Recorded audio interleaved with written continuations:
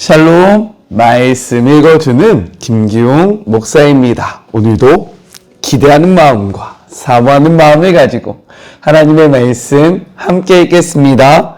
다니엘 5장 1절부터 16절까지의 말씀입니다. 벨사살 왕이 1000명의 귀족을 불러 큰 잔치를 베풀었다.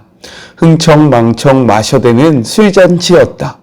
잔뜩 취한 벨사살은 아버지 느부갓네살이 예루살렘에 있는 하나님의 성전에서 탈취해온 금잔과 은잔을 가져오라고 명령했다.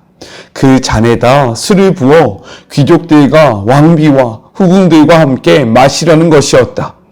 금잔과 은잔을 가져오자 왕은 귀족들과 왕비와 후궁들과 함께 거기에 술을 담아 마셨다. 그들은 잔뜩 취해서 금과 은, 청동과 쇠, 나무와 돌 등으로 만든 그들의 여러 신들을 찬양했다. 바로 그때 갑자기 사람의 손가락이 나타나더니 불빛에 비치는 왕국의 흰색 석회벽 위에 글을 쓰기 시작했다. 몸도 없이 손가락만 나타나 글을 쓰는 광경을 본 왕은 얼굴빛이 창백해지더니 겁에 질려 제정신이 아니었다. 다리에 힘이 빠지는 듯 그는 무릎을 후들후들 떨었다.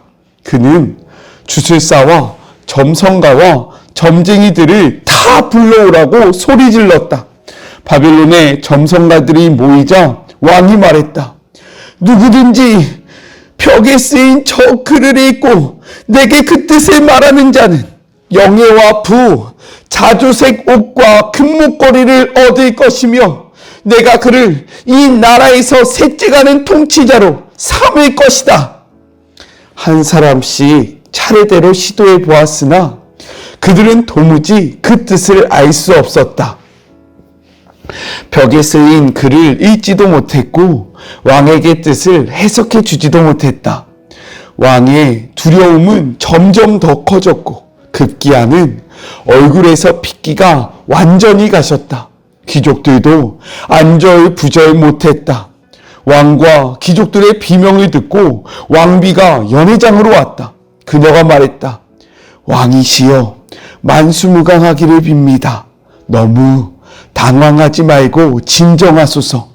왕의 나라에 거룩한 신의 영으로 충만한 자가 있습니다.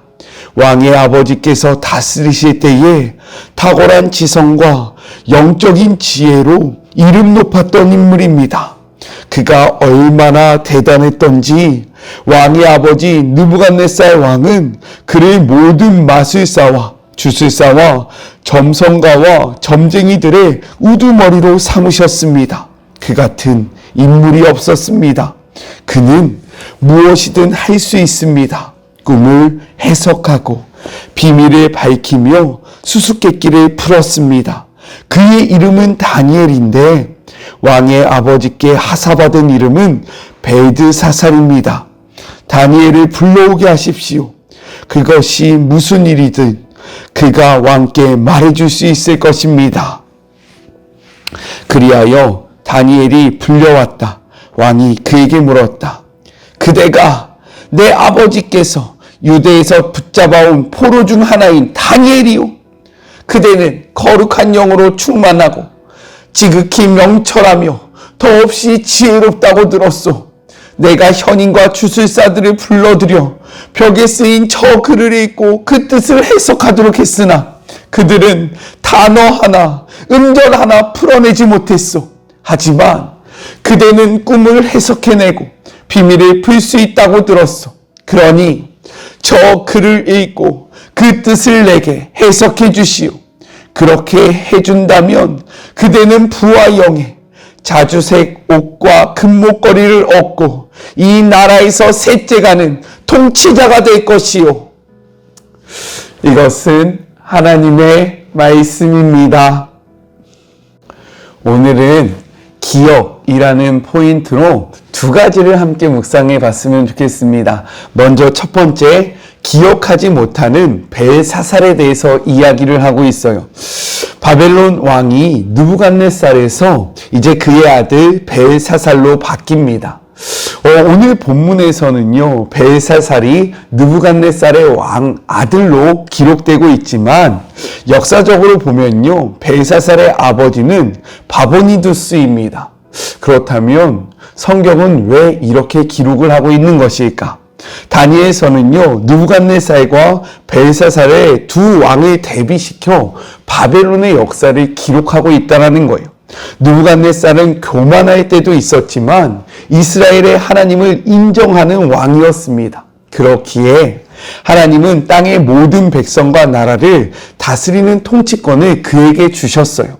그러나 벨사살은요, 교만을 넘어서 신성모독을 일삼는 경솔하고 어리석은 왕이었습니다. 그렇기에 벨사살의 통치는 하나님께 처음부터 인정받지 못한다라는 거예요.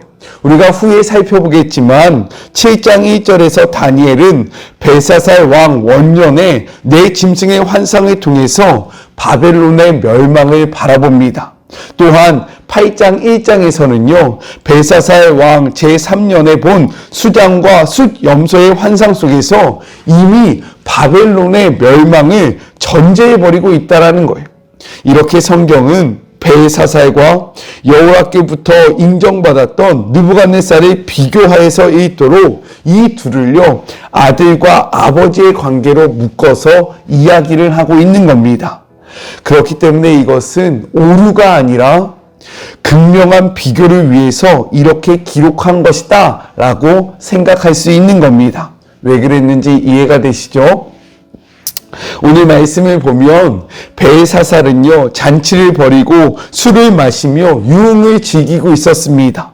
그러던 중에서 유흥을 극대화하기 위해서 그는 자신의 아버지였던 느부갓네살이 예루살렘 성전에서 탈취해온 금, 은, 기물을 가져오게 하고 그것에 술을 담아서 그곳에 모인 사람들과 함께 마시는 일을 벌입니다. 이는 바벨론 문화 속에서도요, 신성모독에 해당하는 행동이었다라는 거예요.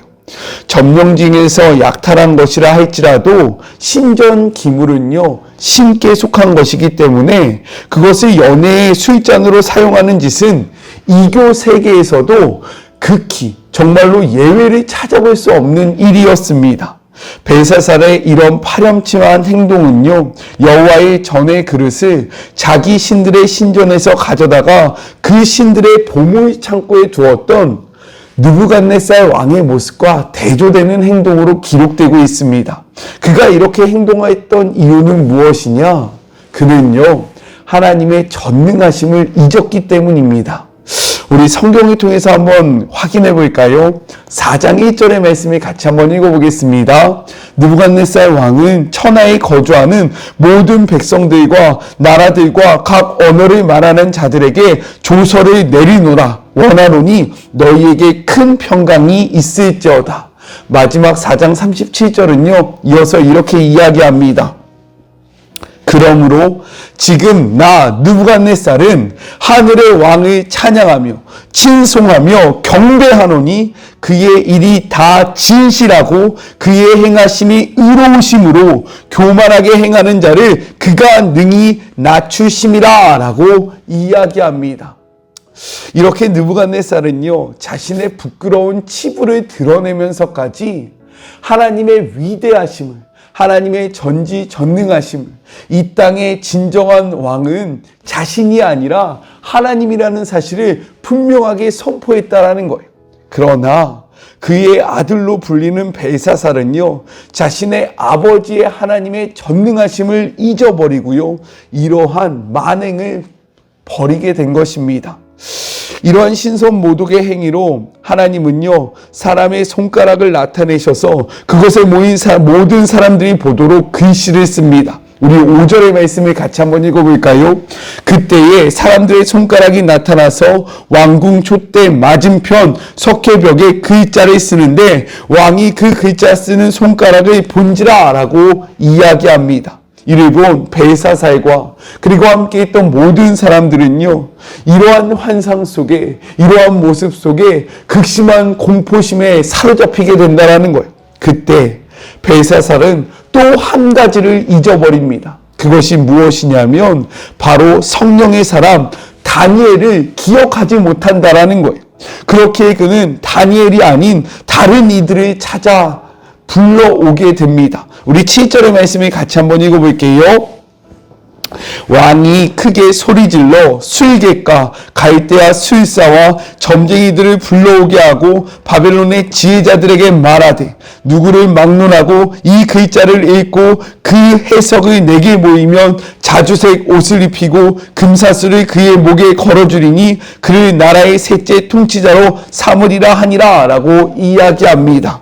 그러나 이것은요, 하나님의 은밀한 일이기 때문에, 하나님께서 감추신 것이기 때문에 하나님께 속하지 않았던 모든 사람들은 이것을 해석할 수 없게 됩니다. 그 후에 다니엘이 그의 앞에 섰을 때 그는 다니엘을 이렇게 이야기해요. 13절의 말씀을 같이 한번 읽어보겠습니다.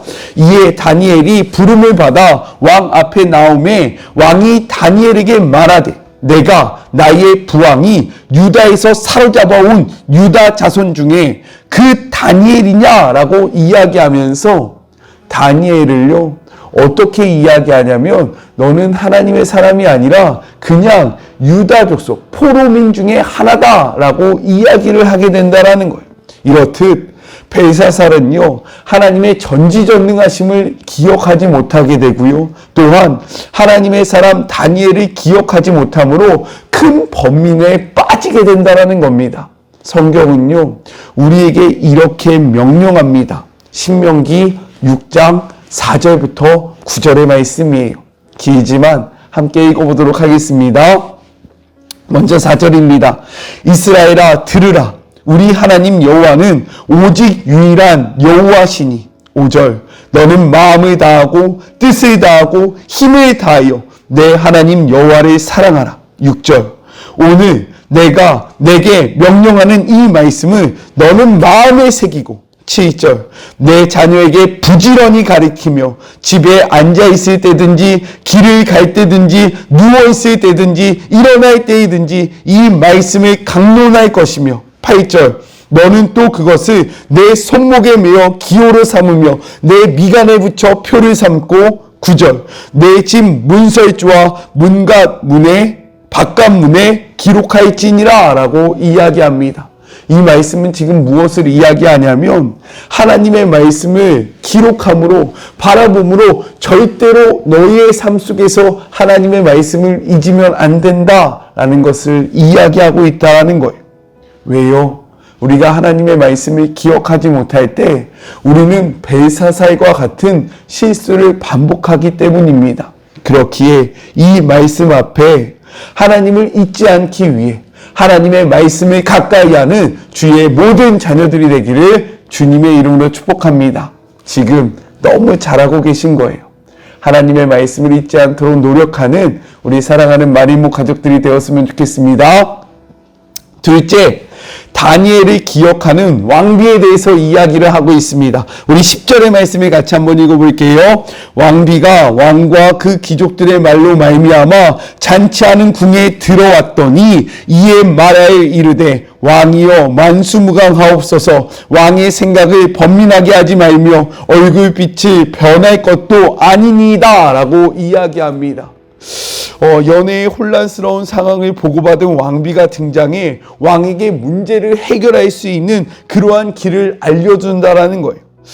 벨사살이 모르는 왕국 역사를 자세히 알고 있는 것으로 생각해 볼 때 여기서 말하는 왕비는 왕의 아내가 아니라 왕의 어머니다라고 생각해 볼 수 있습니다.